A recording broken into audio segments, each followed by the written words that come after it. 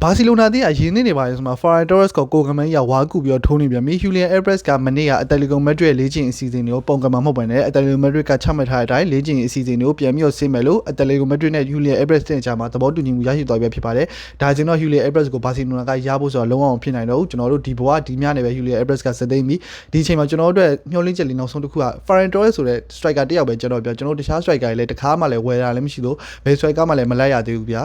အဲ့လိုမျိုးဖြစ်နေတဲ့အချိန်မှာညပဲ Ferran Torres ကစပယ်သတင်းမီဒီယာနဲ့ဘောလုံးသတင်းမီဒီယာတွေအကုန်လုံးကိုလှုပ်ခတ်သွားစေမယ့်စကားကိုပြောဆိုလိုက်တယ် PSG နဲ့အပြောင်းအရွှေ့အတွက်သူ့ဘက်ဆက်ကနေဒါပထမဆုံးပြောတာဘောလုံးသတင်းမီဒီယာရဲ့ရေးတာမဟုတ်ပါဘူးဘာစီလိုနာအသင်းကကျွန်တော်တကယ်တမ်းလိုချင်နေကျွန်တော်ကိုလာပြီးဆွေးနွေးပြီးကျွန်တော်တို့စကားပြောလို့ရတယ်တဲ့ PSG လို့အသင်းကစိတ်ဝင်စားခြင်းခံရတဲ့သူတော်တော်လေးကိုပြောပြီး PSG ကလည်းတကယ်ကောင်းတဲ့အသင်းပါတဲ့အမှန်တရားတစ်ခုပြောမယ်ဆိုရင်ဘောလုံးကအလုံးကြီးဖြစ်တဲ့အတွက်ဘောလုံးမှာဘာမှမဆိုဖြစ်သွားနိုင်တယ်ဆိုတော့ဘယ်သူမှမသိနိုင်ဘူးတဲ့ဒါမဲ့လည်းကျွန်တော်နဲ့ဘာစီလိုနာကြားထဲမှာ contract ကောက်ရှိနေသေးတယ်ကျွန်တော်ကတော့ကိုယ်ပိုင်ဆုံးဖြတ်ချက်ပဲချမယ်လေဗျာ Ferran Torres ကအဲ့လိုစကားမျိုးထွက်လာဗျာ Ferran Torres အနေနဲ့ကျွန်တော်တို့ပြီးခဲ့တဲ့ရာသီမှာလည်းဘာကျေးဇူးမှလည်းမပေးခဲ့ဘူးဗျာသူ့ရဲ့ကျေးဇူးဆိုလို့ဗျာကိုရီဘာစီလိုနာအသင်းကစားသမားတွေပါဒီစပိန်အသင်းမှာနောက်ဆုံးဂိုးကိုသူ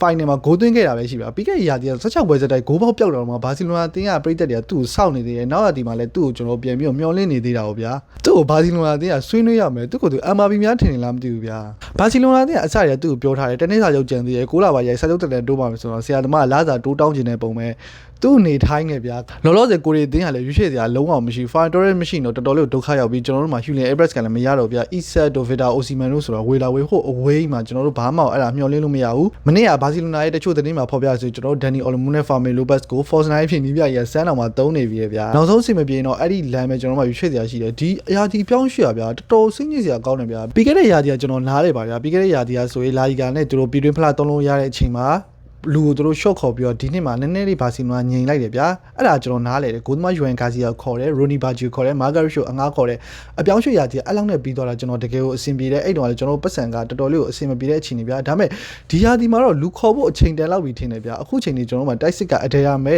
Golden 2ယောက်ပဲခေါ်သေးတယ်ပတ်စံလည်းတန်း100ပဲ300သေးတယ်ဗျာပတ်စံတွေလည်း3လို့ရပါသေးတယ်အဲ့ဒါကိုအခုချိန်ဒီ center back လည်းမခေါ် striker လည်းမခေါ်အခုချိန်မှာ Ferran Torres က PSG ကိုရောက်သွားမယ်ဆိုရင်တော့ဘာစီလိုနာမှာ striker လုံးဝ100ဒီလုံး striker အပြောင်းနဲ့ကစားရတော့မယ်အပြောင်းရွှေ့ပတ်သက်တယ်လုံးဝအားရစရာမရှိဘာနာဒိုဆေးဗာကိုလည်း Real Madrid နဲ့ရှင်လူတာကျွန်တော်တို့မရဘူး Cucurella ကိုလည်း Real Madrid နဲ့ရှင်လူတာကျွန်တော်တို့မရဘူး Julian Alvarez ကိုလည်းနောက်ဆုံးထိအောင်မခေါ်နိုင်ခဲ့ဘူးအပြောင်းရွှေ့ဈေးကွက်ပိတ်တော့မယ်ဒီကုန်းနဲ့ Laporta နှစ်ယောက်ကအချိန်ကြီးဆွဲရဘာတွေလုပ်နေရလဲမသိဘူး Ferran Torres ကိုအခု PSG ကနေပြီးတော့အပြင်းထန်သူတို့စူးစမ်းနေမှာ Ferran Torres ကိုသူတို့စီးယုံသွားနိုင်ပြီလို့ထင်ပါတယ် PSG ကနေပြီးတော့စာချုပ်ကတစ်နှစ်ပဲကျန်သေးတယ်ဆိုတော့ကျွန်တော်တို့လည်းပတ်စံအများကြီးမှန်ထားပါဘူးဒီကောင်တန်90လောက်ဆိုတော့ထုတ်ခွင့်ပေးလိုက်တော့မယ်သူလည်းအသင်းမှာနေခြင်းတဲ့ပုံလည်းမပေါ်တော့ဘူးFerran Torres နဲ့ပတ်သက်လာရင်တော့ကျွန်တော်တို့မှတိတ်ပြီးတော့လွမ်းဖို့ရမရှိပါဘူးဘာလို့လဲဆိုတော့ Ferran Torres ကပြီးခဲ့တဲ့ရာသီတွေကခေါ်ထားရဆိုမဲ့အဲ့တုန်းကကျွန်တော်တို့မှ Lewandowski တယောက်လုံးရှိပြ Lewandowski က main striker Ferran Torres ကအရန်ပဲကစားရတာ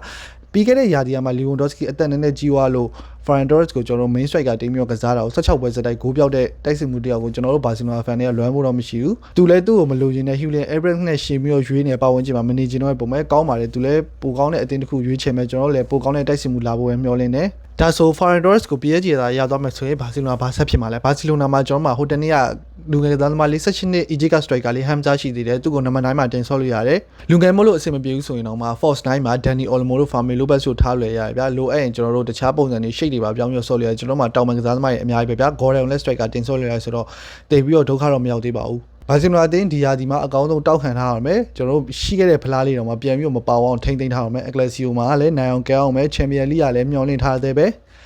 ဘာဖြစ်အဆင်ပြေသွားမှာပါ Visca Barca